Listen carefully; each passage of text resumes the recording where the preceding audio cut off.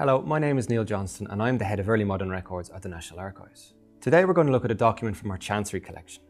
Chancery is one of the oldest government departments, beginning before the arrival of William the Conqueror in 1066, but emerging as a distinct office from King John's reign early in the 13th century. The Chancery was the royal secretariat, making systematic copies of important documents on parchment membranes, as we can see here. This practice went on for centuries, and this one dates from the end of the 17th century. This document has a unique reference, which is C212/18, which refers to a specific office within the Chancery where they made written copies of a whole mix of government decisions and policies. All archives need to use reference systems for their records to ensure they can be properly understood.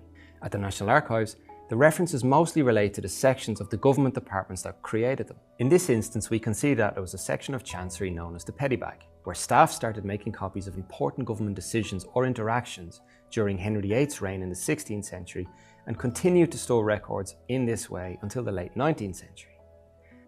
This means that once researchers learn how to use this part of the collection, they can move back and forth across the centuries as the officials continued to make copies on rolled up sheets of parchment. Now let's take a close look at our document and work out what it's about.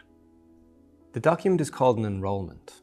Information is written onto the sheets of parchment, which are stitched at the top and the bottom of each piece and rolled up like toilet paper and stored, keeping the information safe.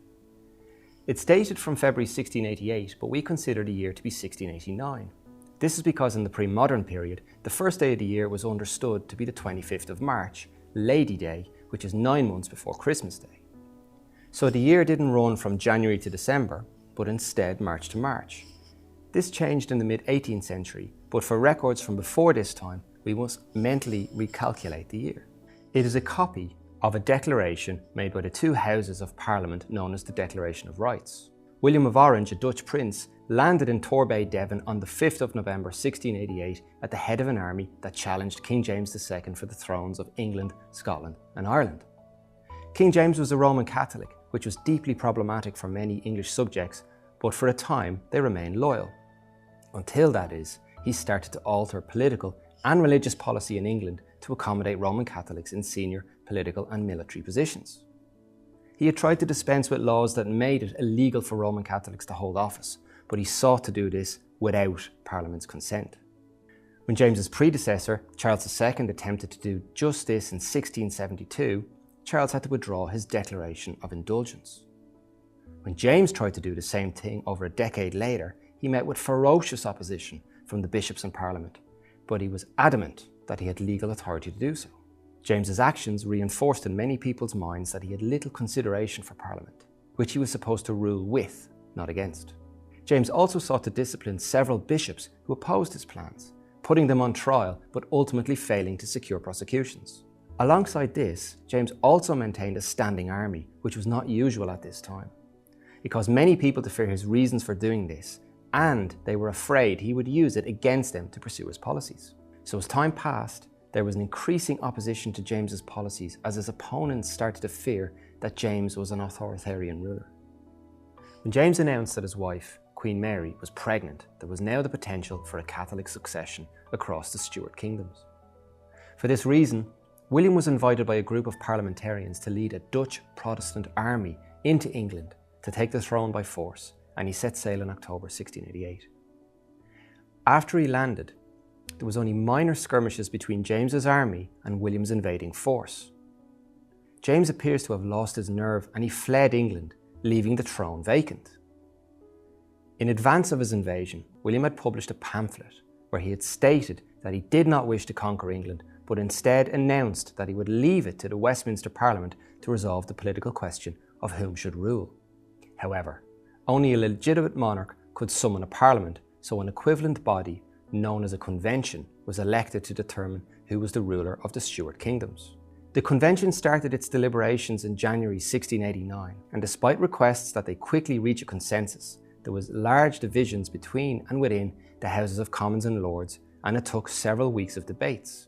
The main question they had to decide on was whether James, in fleeing, had merely left the throne vacant and was still the legitimate monarch, or whether he had abdicated, meaning that William could claim it legally.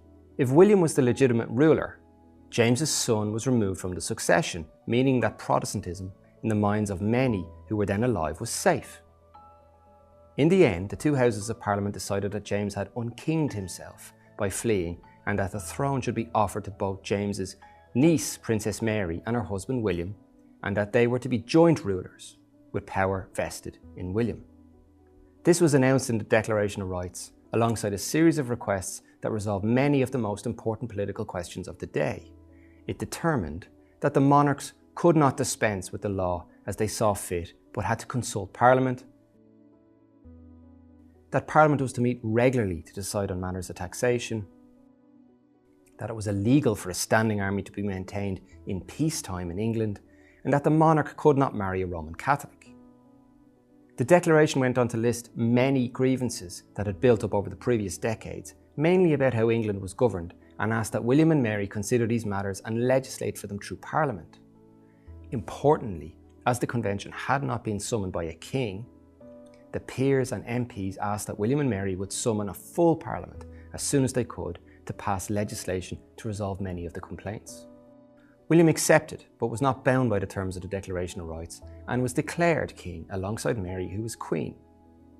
Later, in 1689, they did summon a full Parliament, which passed legislation on many of the grievances within the Declaration of Rights, and it remains one of the most important documents in the development of the English political nation.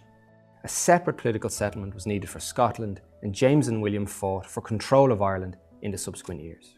This is just one of many of hundreds of documents from this heated political moment in English history, and it's available to view at the National Archives.